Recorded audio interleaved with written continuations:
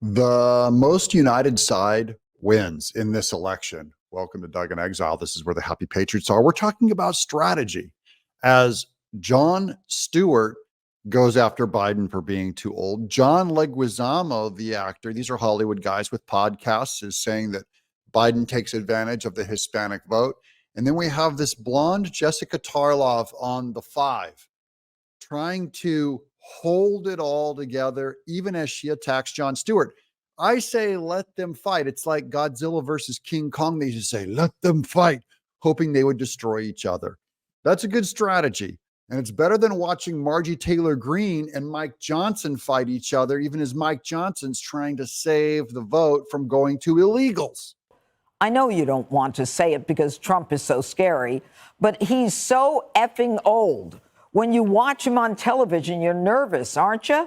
I'm not saying that Biden can't contribute to society. He just shouldn't be president. There is such a thing as, Biden being, it just suspends your disbelief. You can't believe a person like on MSNBC when they're saying he's spry, he's awesome, Morning Joe's going, he's full of energy, he's fully competent. And comedians like Jon Stewart, they're like, people, there's only so far you can take this. And he finally just breaks and goes, Biden's too old. He makes you nervous.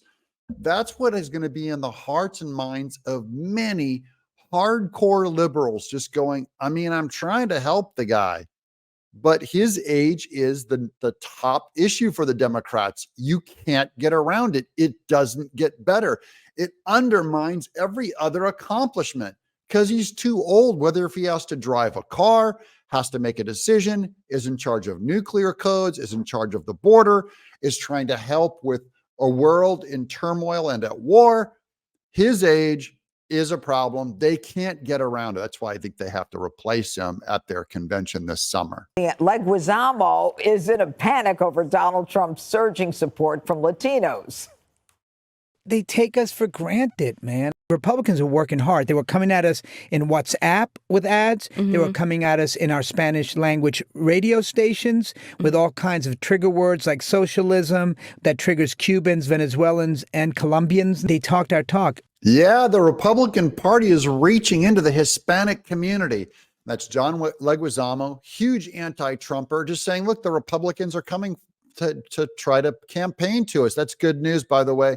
Also points to leaning toward Marco Rubio as vice president, speaks fluent Spanish. They'll throw him all over those radio stations, get a guy like John Leguizamo in. But he's a big famous actor, never Trumper, going, you know what? The Democrats just take us for granted. They think we're in their pocket. What does that sound like? Exactly like what they did to blacks. They think the same thing about every intersectional check the box. Women, this is a woman's issue. You're ours. Queer issues. None of you are fiscal conservatives. Queers are often fiscal conservatives, the ones out in West Hollywood especially. These are the richest of the rich, and they're watching their economy be destroyed by the Biden administration. But here's blonde Jessica Tarlov. I don't know her name, but she's at the five, trying to cover up for Biden and she starts to a fight with Jon Stewart. Late night hosts went after them, and we all loved it. What changed?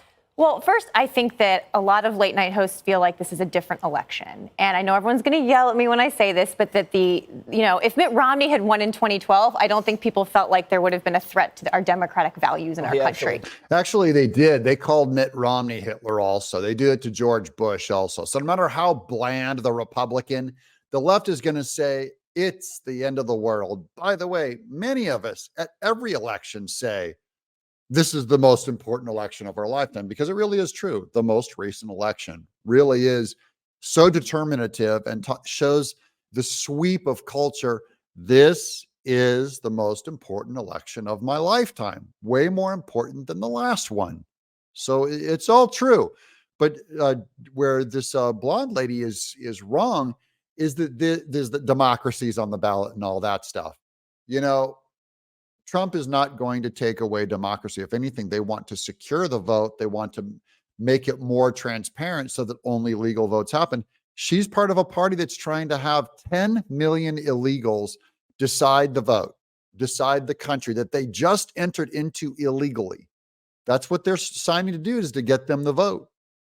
And that is, they have enough votes where if they redistribute the illegals enough, they can redistribute them and win every single swing state. I think they feel that now, that this election is different, that the threat of Donald Trump returning to the presidency is different. And I think that's why you see a lot of this. Jon Stewart, I think Jon Stewart's too old. Yeah, she goes after Jon Stewart's age. You're too old, buddy. How does that feel? She's going after you. Now, what's so weird is Jon Stewart's really sharp. You know, he's not like dull old.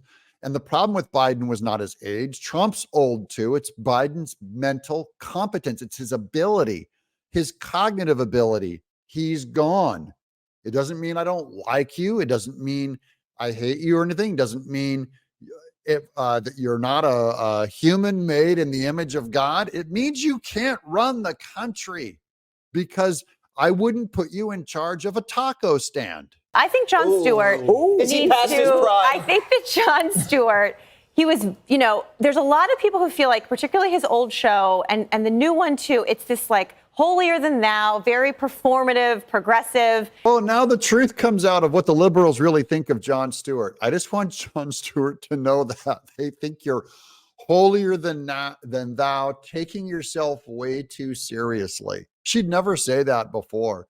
And now the liberals, when they're in panic, the rats start eating each other. And not sort of taking a step back and saying, okay, this is the state of the country. Yes, Biden is older than people would like. Older than people would like, you know, like 9,000 years older than people like.